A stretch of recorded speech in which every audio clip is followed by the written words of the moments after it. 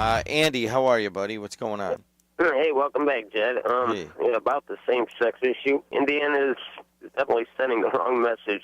We'll be known as a very shallow, racist state. I'd be very hesitant to moving my business, here. And I'm very sad for the small, harmless, flamboyant part of society that contributes, tremendously, music, art, and so forth. And as far as the religion goes, God created them, and God's never wrong. Thanks. And in her signature scarf is Amy Sandler on line one. Hi, Amy. Hey, Jed. Amy, today's a hot day, and this week could change Indiana history right now. And you guys are fighting it, right? Yeah, I mean, we're speaking up. I don't know how much we can do. I know Nikki's called and tried to see or Nikki's contacted people. I've contacted some readers to see if we could get down there and share our story. We're doing what we can, locally, given that, we're just like any other family with young children, trying to make it. So, Amy, we had a caller saying that a common denominator amongst societies or empires that fall is that gays are accepted. Yeah, I don't know what to say to that other than I don't know where he's getting that information from. I imagine, honestly, that those states that have passed marriage equality, by default, probably are bringing in more money because more people are spending ridiculous amounts of money on weddings and gifts for people that are getting married and all of those kinds of things. So I imagine, if anything, it ends up bringing in more business just from that perspective alone.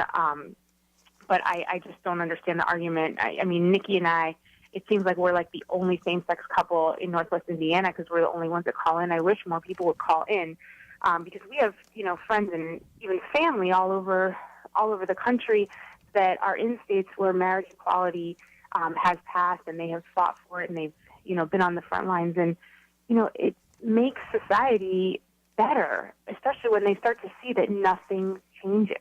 If anything, people become a little more open. Just so everybody understands where we're at, is HJR3, I think they're calling it.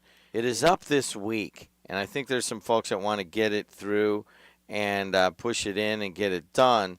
And one of the people who wants to kill it is Pilath out of Michigan City. I think it's Scott Pilath. And he's got to decide this morning what he's going to do.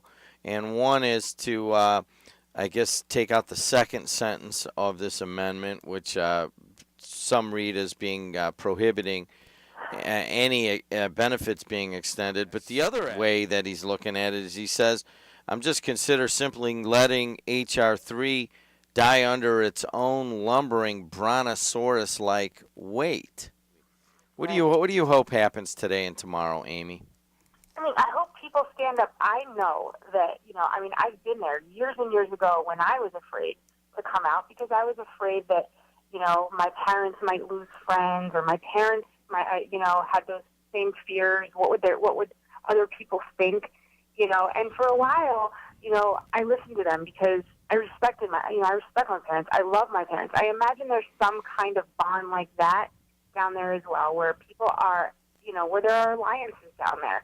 I mean, I think sometimes, if you think about your own families, like those alliances, people never want to break up those family alliances. And usually it something happens in a family and, whether it's a divorce or an illness or an issue, like, me coming out in my own family. And finally, I stood my ground, and here we are, 10 years later, 15 years later from when I first shared with my parents, that Nikki and I were together, and we, are stronger than ever.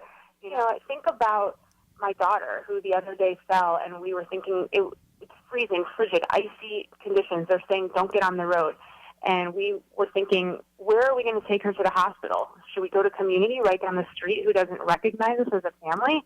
Or should we make the trek 20 miles to the University of Chicago emergency room in conditions that could kill us on the road and kill our family and other people on the road? And that should not be something that we have to decide. I mean, when Nikki's at chemo and they start going over what the side effects are and what she needs to look out for in the next couple of weeks, a new doctor came in because she was hospitalized actually last week, and so we saw some new doctors, and the new doctor came in and he said to us, "Where do you live?" And we laughed and said, "We live in Munster," and I was waiting to hear what he had to say, because we know that if something goes wrong with Nikki, we do not feel comfortable going to our local hospital in Indiana. We, will make that trek up to University of Chicago because they value and recognize our marriage. When we are raising our children in an authentic environment, and they are just amazing. And Amy Sandler on a historic week here in Indiana, and we'll keep tabs on it. Amy, thanks for calling in, and it was good to talk to Nikki and hear that she's moving along with the treatments, and in hope and looking towards the future on her medical condition. Yeah, thank you so much, Jed. All right, thank you. Talk to All you. right. See ya.